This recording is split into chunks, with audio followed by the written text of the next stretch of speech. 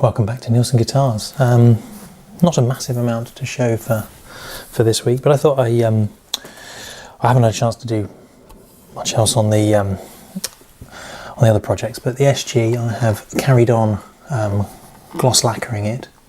I don't think I'm quite there. I'm still paranoid about this. I think I'll try and do a few more coats today. This has had about 3 more on top of the wet sanding, so it's looking, you can see that it's looking quite glossy.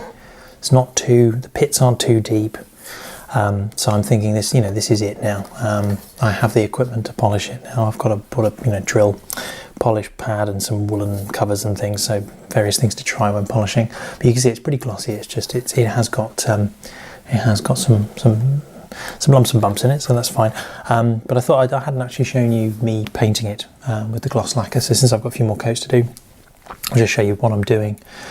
So that you actually get to see me doing something rather than talking about the fact that I've done something, which I'm sure is is not the reason people necessarily want to watch these videos. So the neck is in a similar state. So the heel burned through here. So I've been trying to put enough. I'm trying to thicken it up there, but it's looking pretty good. It's shiny. You can see. Just get a sense of the kind of ridges and things in there, but they all sanded out before, so no doubt they'll sand out again. As you can see, there's quite a lot in the where I've plugged up the tuner holes, so that's going to be fun to clean those out. And I'm not sure how the masking tape's been on there for so long now. I'm not sure how this is going to come off. So I mean, I suppose worst case, frets come out and we have to do a fret job on it, but hopefully with the bevel file as it goes down the side it should clean all this up if it's sort of leaked underneath or something, and then just give it a sand. But anyway, we'll find out about that, and that'll teach us something, I'm sure. So yeah, I've got to do a couple of coats now, so I thought I'll take you through that, and that'll hopefully show you what I'm doing, and then as ever, if anyone has any suggestions on how I can do it better or what I'm doing, if I'm doing something terrible, obviously it's too late if I'm doing something terrible because I'm doing it, but it's always good for future builds. So yeah, get all the dust off. It's been sat for a little while, but yes, I'm going to leave it to cure for a week, so probably I'll do stuff today. It's today Sunday. I'll do stuff today and then I will leave it, and yeah, then we'll see what happens. So make sure I've got no dust in my pot as well.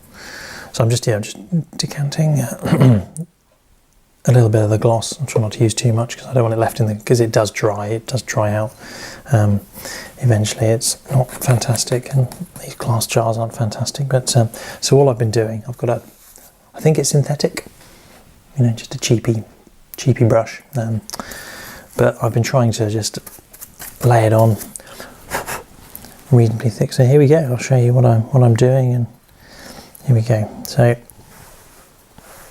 yeah, trying to sort of lay it on, just get it into place, and then I found that brushing towards the edge is better than brushing up against it, because you'll end up squeezing the brush out over the edge and you end up with ridges. I mean, in some cases the ridges are actually quite good because you need it thicker over the edges, because that's where you'll burn through. But so I'm trying not to mess around too much with it, but changing directions when you get to another end, and then just try and brush over the edge of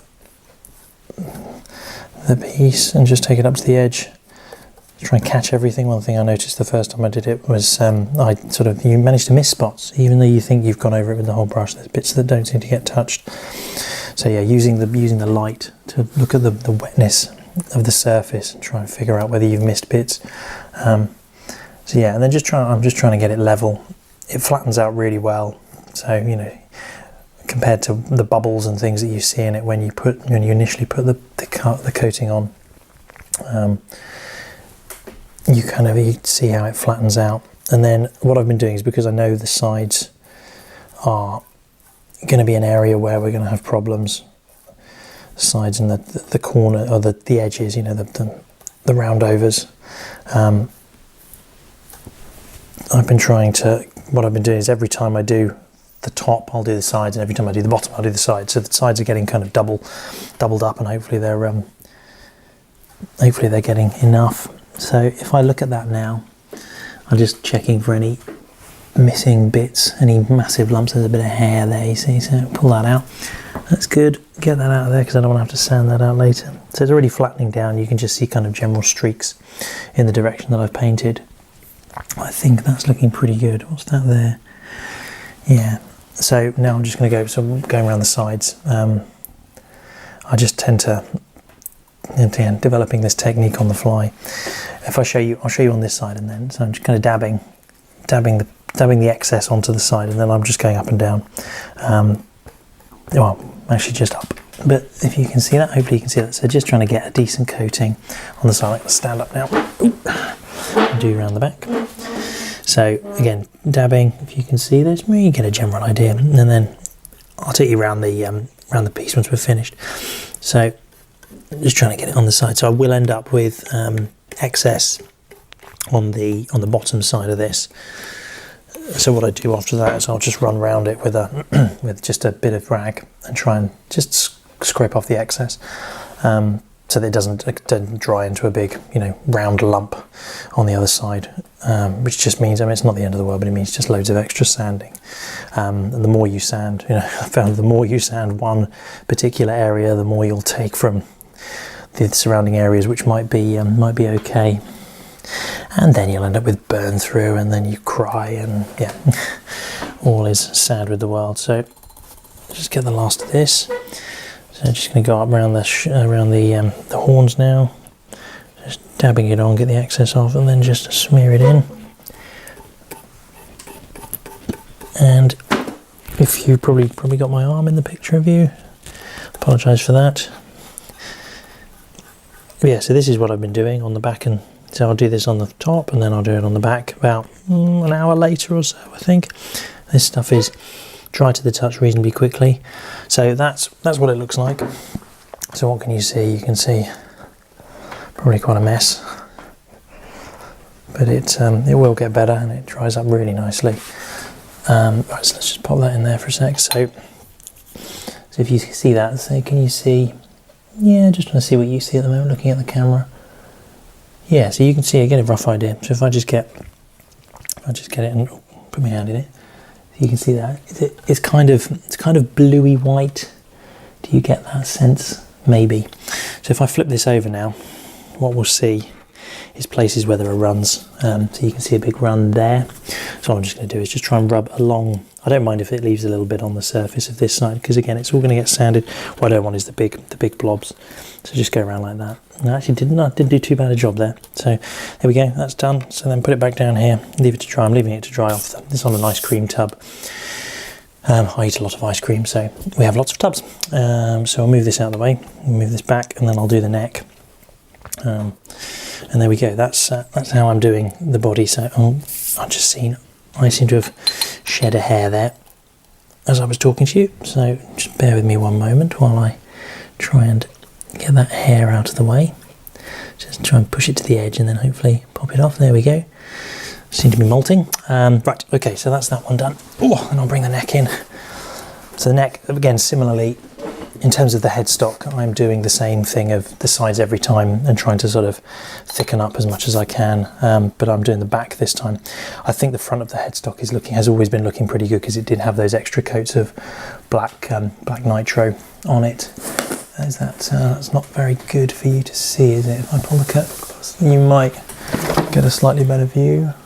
Yeah, that might be a bit better. So again, same thing, brushing towards the edge, trying not to get too much over the edge, but again, I'm going to go over the sides. So I don't know, maybe people will see this and say, no, you're doing it wrong, in which case, please do, because I always want to make sure I'm doing it the best way. But this is kind of the way that I'm figuring out as I go, to try and get this stuff on there without having to do too much. But yes, so what has it had? It's had 2 wet sandings now, after, between waterborne lacquer coats, and I'm hoping this is the last time. So we're going to try and be very gentle with it when it comes to sanding, wet sanding next time. I'm hoping that the differences in height are so minor now that we should be able to wet sand them out, whereas previously I was going to have to do a lot more sanding. So now just down the neck. This is the bit I've found the hardest, is this side, because I don't really want to, I suppose I've been sort of laying it on the headstock and then just making sure, but trying to make sure that everything's covered, that everything gets a coating, and then sort of spreading it out and relying on the stuff to level itself out, not putting too much on at once, because otherwise you end up with a load of excess to try and spread around and move about. And then yeah, I just want to make sure I really get these parts of the neck up here, which you can't see at the moment. Let me bring it down. So these parts up here, I'm calling them the shoulders of the neck. I don't know whether that's the shoulders of the heel. What would that be? Shoulders of the heel? I'm not sure what part of the foot that would be, but the ankles of the neck, just to try and thicken it up so that I don't end up burning through yet again when I sand. So it's looking pretty messy at the moment, so I'll just spread it out, make sure I've got some down here. There we go, and then see that I've got some on this side. So yeah, it gets pretty difficult to hold. I mean, it gets pretty difficult to hold if you don't like having water-based lacquer on your hands. I don't think this stuff is that bad though, so I quite like using it. It's just doesn't have the smell of something that smells like it's eating your lungs or something. I may be wrong, but it doesn't come with all the warnings that nitro comes with and respirators and things. So right, let's have a little look. So what do you see? So I'm going to now just flip that up if I lay that on there, because I don't want any more.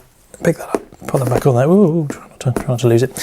So that's looking pretty good. We'll just make sure that looks like a dry spot there, and try not to leave too many, massive lumps or massive drips anywhere, because otherwise I'll just have to sand them. And then get back up here, and the only place it really needs checking for dribbles over the side is just around, around these parts of the neck. So grab a bit of rag and just remove any excess that has smeared in around there.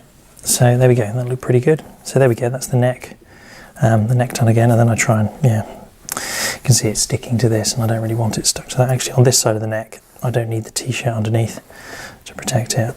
Better to just stick it on the plastic, and then it doesn't matter too much. So there we go, that's done now. That's all I'm doing, that's all it takes. So I'm just, every hour or so, come back, have another go, flip it over, have another go, and that's how I'm doing this water-based lacquer. In between coats, I stick the paintbrush in cling film just to try and stop it drying too much. But I think you can do that for a day. After a day or so, you get these crinkly bits in there, which little crusty bits. So wash the brush. I try to wash the brush out once a day.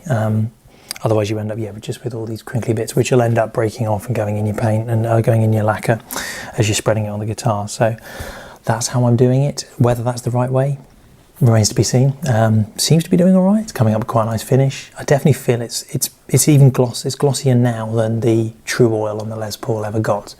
But then I do think I didn't do enough coats and didn't wet sand it for long enough. So maybe the True Oil would have come up better. But anyway, that's what I'm doing. So I will carry on with this. I won't subject you to that again and again and again, because there's no point. So that's it. So yes, thank you very much for joining us, and we'll talk to you soon. Thanks very much.